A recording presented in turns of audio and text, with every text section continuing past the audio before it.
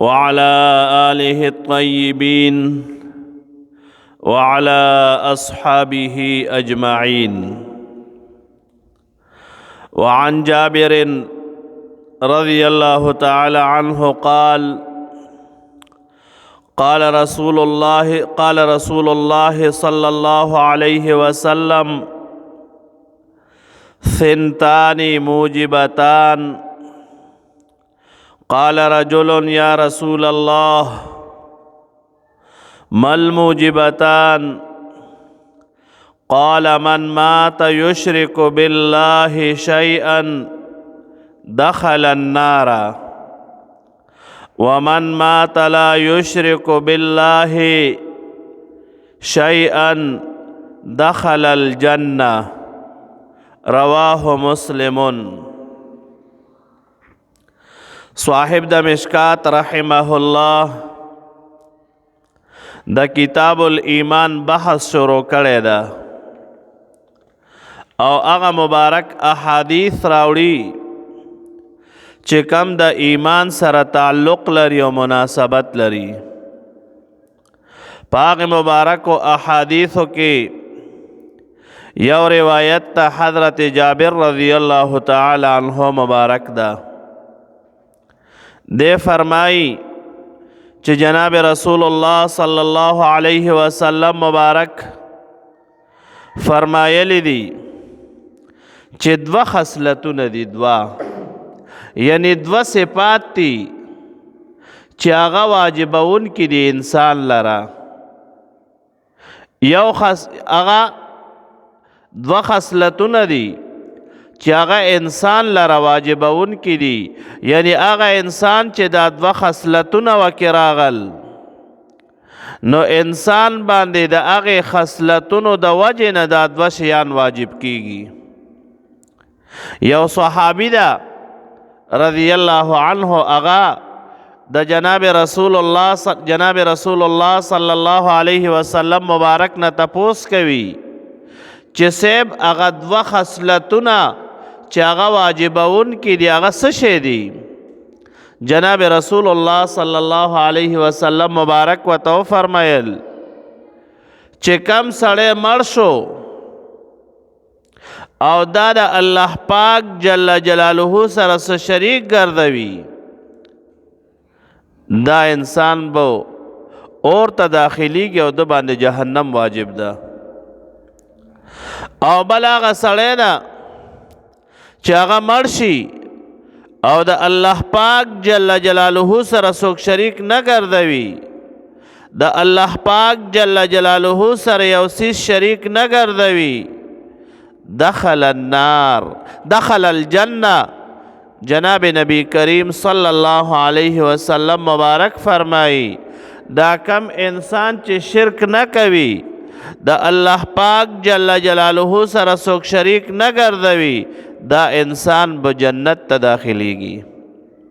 نو ګوره دوه شیان شو، یو چې هغه انسان وکړي هغه خصلت پکې پیدا شي نو د هغې خصلت د وجې نه په جهنم واجب کیږي، او دویم چې یو خصلت ته چې هغه انسان وکړي نو د هغې خصلت د وجې نه انسان باندې جنت واجب کیږي.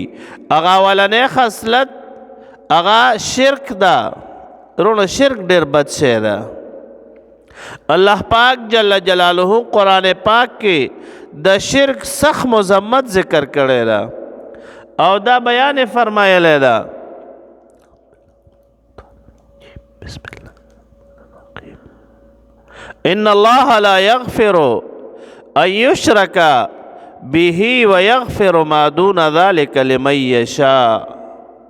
الله پاک جل جلاله فرمائی چې بېشک دا مې فیصله ده چې ګوره شرک نه بخم، هغه مشرک نه بخم، او د دې نه علاوه کو نوره ګناه چا کړې وي او وغواړم نو هغه بخلی شم. علماء کرام فرمایي یعنی بدون توبه، بغیر د توبې نه. یو سړی د ګناه کړې ده، یو سړی د ناروا کړې ده، یو سړی د جرم کړی ده او الله پاک جل جلاله وغواړي او دا بغیر د توبې نه دا سړی مړ شوی ده او الله پاک جل جلاله وغواړي نو ګوره بخیي. خو لیکن شرک چې چا کړی ده د الله پاک جل جلاله سره شریک جوړ کړی ده. الله پاک جل جلاله فرمایي دا ګوره نه بخم کو بغیر توبې مړ شوی وي. کو توبه وباسي نو بیا مشرک هم بخي. ګوره توبه چې وباسي د هر ګناه نه صحیح معنو کې جناب نبی کریم صلی اللہ علیہ وسلم مبارک فرمائی التائب من الذنب کمن لا ذنب له. توبه وستون کې د ګناه نه داسې ده لکه اړو ګناه کړي نه وي.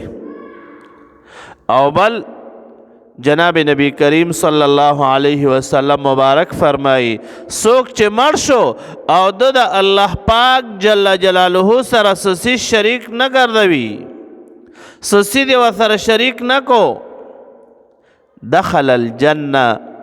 جناب نبی کریم صلی اللہ علیہ وسلم مبارک فرمائی دا انسان به جنت ته دی اگر کو نور گناهونه کړي وي. د نور گناهونو د وجې نه به کو خدای پاک جل شانه بخنه کوي نو لوی ذات ترونو، او کو نه بخي نو جهنم ته به بوزي او د هغې ګناهونو سزا به ورکي او بیا به د هغې نه پس جنت ته لاړ شي. خدای پاک جل شانه دې موږ ټول د جهنم نه وساتي. وعن جابر رضی اللہ تعالی عنہ، دا حضرت جابر رضی اللہ تعالی عنہ مبارک روایت تے قال دے فرمائی قال رسول اللہ صلی اللہ علیہ وسلم چه جناب رسول اللہ صلی اللہ علیہ وسلم مبارک فرمائے دی ثنتان موجبتان، دو خصلتون دی چه دا واجبون کی دی انسان لرام. پا انسان باندې دا دو خصلتون واجبون کی دی، یو لر جہنم و بل لر جنت. قال رجل یا رسول اللہ، یو سړی وی دا الله جل جلاله مبارک رسولا صلی اللہ علیہ وسلم مل موجبتان، اغا دو واجبون کی شیان سشے دی. قال پیغمبر پاک صلی اللہ علیہ وسلم مبارک و فرمائل من مات یشرک باللہ شیئا، اغا انسان چه مرشو دا اللہ پاک جل جلالہ سر شریک سسیزو گردولو دخل النار، دا انسان بگرے جہنم تا ہمیشہ ری پارزیو. ومن ماتا، او آغا انسان چی مرشو سوک چی مرشو لا یشرک باللہ، دا اللہ پاک جل جلالہ سرس شریک جوڑنا کو شیئن حصیزو دخل الجنہ. جناب رسول اللہ صلی اللہ علیہ وسلم مبارک فرمائی دا با جنت تا داخلی گی اگر کو نور گناہو نئی کری وی خواہ، کو نور گناہو نئی ولی نوی کری خو لیکن شرک تی ندا کرے نو جنت تا بزی، او کو دا نور گناہو نو دا وجنا جہنم تلاړم شي آغا سزا ادا کولو نه پس چې سزا اخره بیا به الله پاک جل جلاله جهنم نه وباسي او جنت ته بودی بوزي. یو نهر د نهر هغه ته نهر حیات یی. کله چې مسلمان وي خو لیکن د ګناه د وجه نه جهنم ته لاړ شي نو دا به داسې په جهنم کې شي لکه سکاره پیژنې که لړونه مونږ چې تنور کې وای نو څنګه تک تور شي دا کرانګه به جهنمی تور وي. بخاری شریف کې روایت تا چې کم خلق د جهنم نه راوځي او جهنم نه راوځي او د نهر حیات کې اولمبي او بیا صفاشي او بیا جنت تلاړ شي، نو کم خلق چې اول جنت تلاړ دي هغه خلق په دې ته بیا جهنمین وای. دا جهنمین چې جنت تلاړ شي نو دی تبا او خلق وای وی دا هغه خلق دی چې دا د جهنم نه راغلی دي، د جهنم نه راغلی دي. یسمون دې ته به جهنمیین وای، جهنمیین. خلق په ورته نوم اخلي چې دا خو هغه جهنمیان دي چې سزا یې خوړلې ده او د سزا خوړلو نه پس جنت ته راغلی دي. نو جنتیان چې اول جنت ته لاړ دي هغوی به ورته بیا هم د جهنمیانو نوم اخلي چې دا هغه جهنمیان دي. جهنم کې سزا خوړلې ده او د سزا خوړلو نه پس الله پاک جل جلاله سره شریک نه ده کړی، د جنت ته بیا راغلی دي. وصلی الله تعالی علی خیر خلقه سیدنا ومولانا محمد وآله وأصحابه أجمعين برحمتك يا أرحم الراحمين. اللهم ربنا آتنا في الدنيا حسنة